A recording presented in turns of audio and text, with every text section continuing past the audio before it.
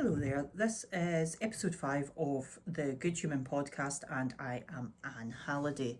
Now, today we're going to take a look at being optimal. Now, this is something that I talk to, especially my nutrition clients, an awful lot about, and that is this idea that nutrition, exercise, life, it doesn't have to be perfect, okay? So you don't have to pass fail. Okay. Now, in terms of nutrition, which I think is probably the easiest to get this idea across, is I'll ask people to rate their diet on a scale of 1 to 100. And 100 is absolutely perfect. So 365 days a year, every hour of the day, you're getting it absolutely nailed. You're eating all organic food. You're drinking bottled mineral water in glass bottles that comes from some like virgin water in Norway. You know where all your meat comes from. It's all been raised on organic farms. It's been tucked in at night. You know, your chickens have been like stroked and hugged, and as all chickens should be. And you know exactly where everything's from, and you never stray from that. You never go off plan, and you eat your macros in like exactly the correct format for you, where you've got exactly the right amount of protein, and carbs and fat are divided up beautifully, and you are so on top of it 100% of the time. Okay, so that's at the top of the scale. That's 100. And 0 is that you drink a can of Coke for breakfast on your sugar puffs, and because it's not quite sweet enough, you add a wee bit of refined Skittles. Refined Skittles. All your food's beige, it's all processed, like you're scared of vegetables, you literally think like broccoli is the devil's work. You think like McDonald's is the high end of the culinary food chain, and that's where you live. So we've got 0 and we've got 100. Now, if you were to rate yourself in there from that 1 to 100, where would you put yourself? I would argue that not only would most people put themselves somewhere below 80, I would argue that most people probably should put themselves somewhere below 80. So why is that? Why would you not be aiming for this pinnacle of perfection? Why is that not desirable? Why is that problematic even? Well, it's not sustainable. And that's pretty much it. It's not sustainable. It's likely not even achievable. I mean, not only like not achievable like long term, it's probably not even attainable short term. I would, and I will be delighted if somebody messages me and proves me wrong on this. I would argue that you probably couldn't even do it for a week.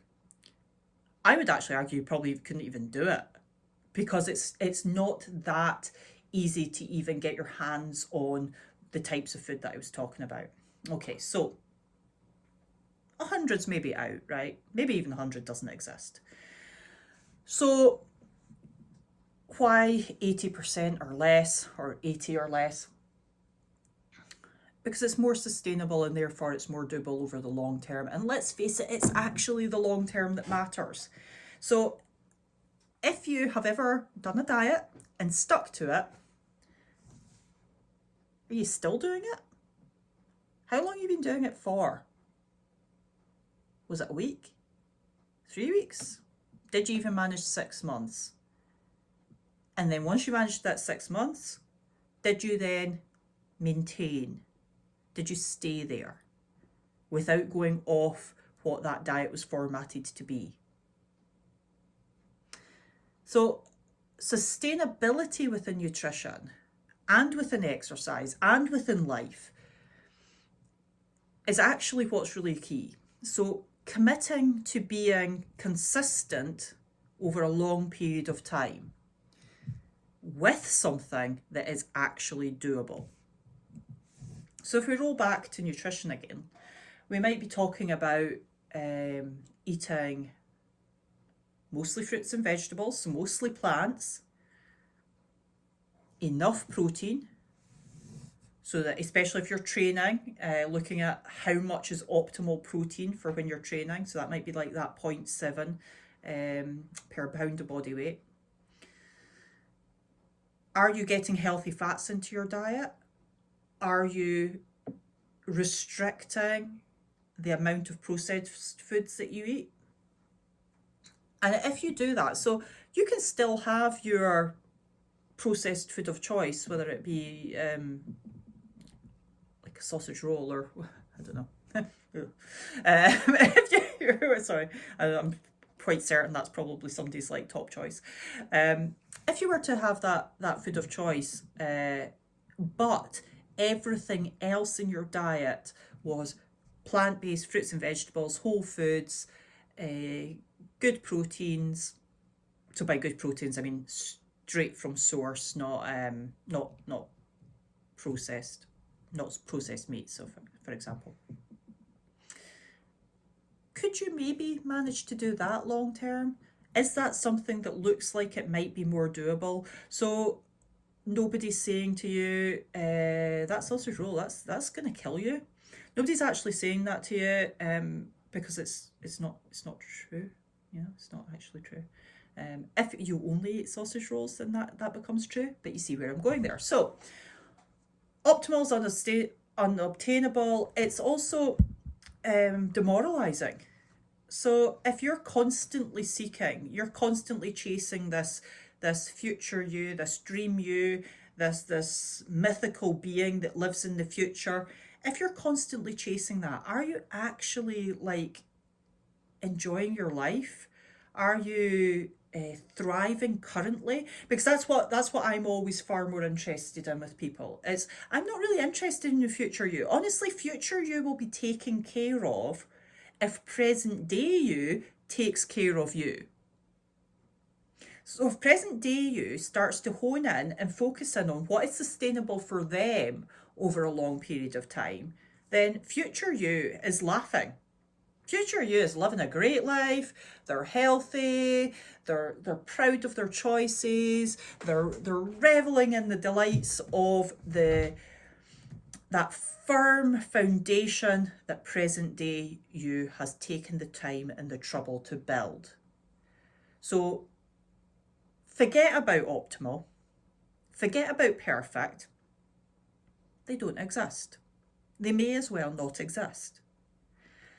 And instead, try and get yourself on the optimal scale. And you can use that for anything. You can use that for your exercise, for your work, for your habits, for your relationships. That scale of like that 1 to 100 thing, even write it down. Even take the time to write down what would absolutely optimal, like unrealistic, stupid optimal, what would that look like?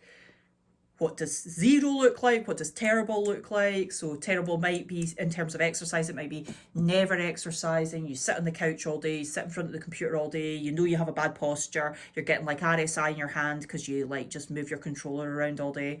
You know, you sit too close to the screen and you shovel junk food into your mouth and you have poor relationships with people. So if that's zero, and then absolute optimal for fitness is that you are, doing some sort of strength type training, 4 or 5 times a week, you're going out for long walks, you're maybe doing some other kind of sport that you enjoy, like cold water swimming or like running or, So you've got this optimal and you've got this terrible, and try and get yourself somewhere that is obtainable, somewhere in the middle there. Well, not in the middle, in the above middle, right? Okay, and so in that 70 to 80% range that is doable long term, because none of this stuff matters if you do it for 1 week. It only matters if you keep doing it long term. Let's leave that there for today, and I will be back soon with episode 6.